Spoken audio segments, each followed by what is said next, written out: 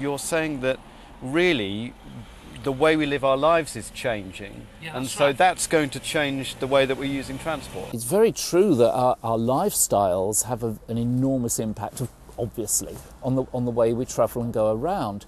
People are increasingly working from home, working remotely. The IT revolution has actually facilitated that. And that is affecting all aspects of our lives. It's affected the way we shop, and it affects the way in which we obtain services.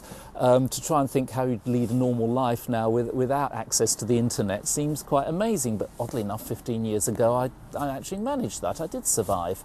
And that sort of revolution is going to carry on.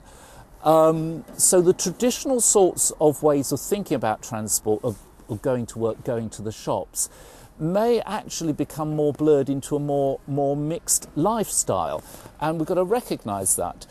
Unfortunately, I think the traditional investments in public transport are sort of reflecting the way in which we did things in the past.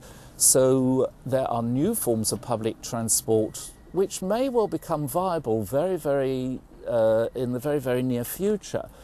Autonomous taxis, driverless taxis, are starting to be introduced on their own guideways.